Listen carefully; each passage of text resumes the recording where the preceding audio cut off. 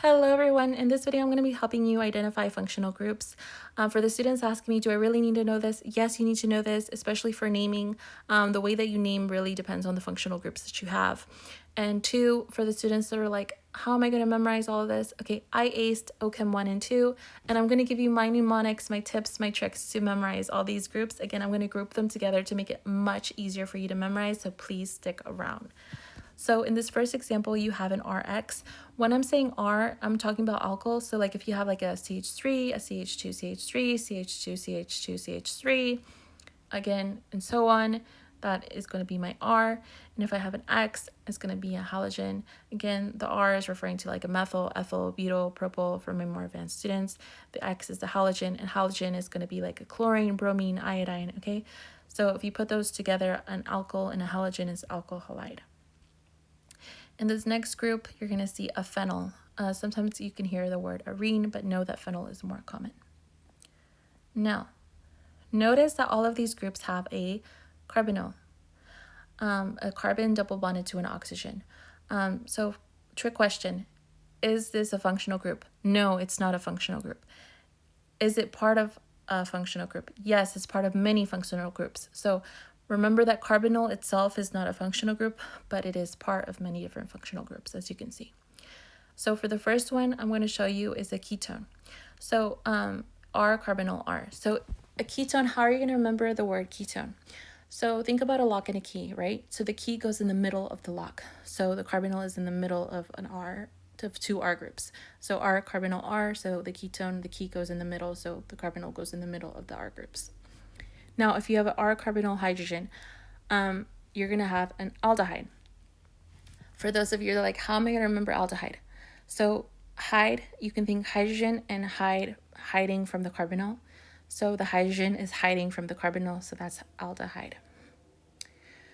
Next one, I have a carboxylic acid. Again, it's a carbonyl with an OH. An OH is an alcohol, so a carbonyl plus an alcohol is a carboxylic acid.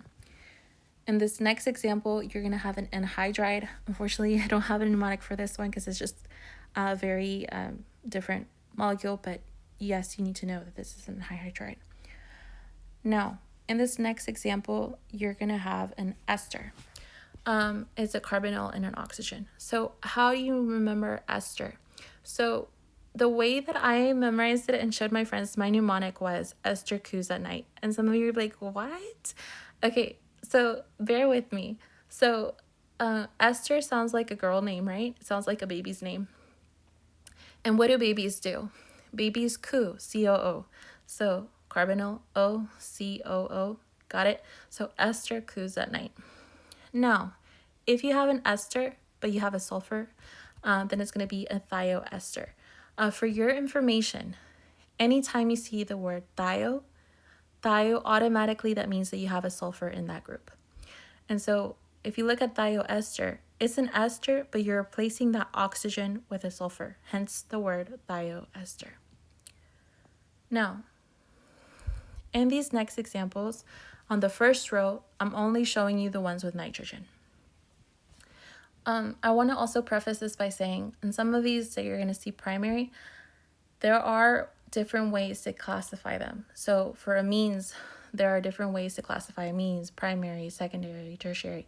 So I'm going to let you go check out my videos on those. I have it for amines, for alcohols, for amides, for alkyl halides, but I have a separate in-depth videos for all of those functional groups.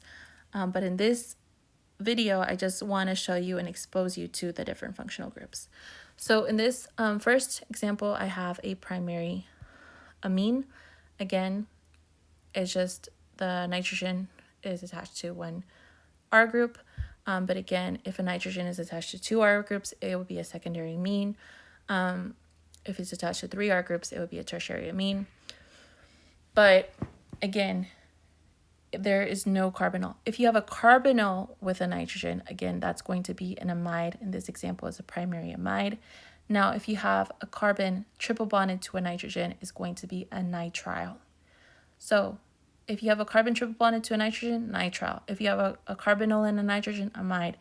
And then if you just have a carbon attached to a nitrogen, again, that's amine.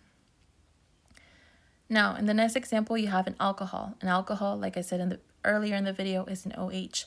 So in this first example, you have a primary alcohol. Again, for those of you that don't know, if you see the suffix ol, that's referring to alcohol. So if you have an alcohol, but you have it with, again, a thio, remember, is a sulfur. So that's going to be a thiol, and so its SH is thiol. Again, thio for the sulfur, ol for the alcohol. If those two have a baby, that's a thiol. Now, as you can see in my last two examples, and I have a ether, and then if I replace that with a sulfur, it's going to be a sulfide. So again, ROR is ether, RSR is sulfide.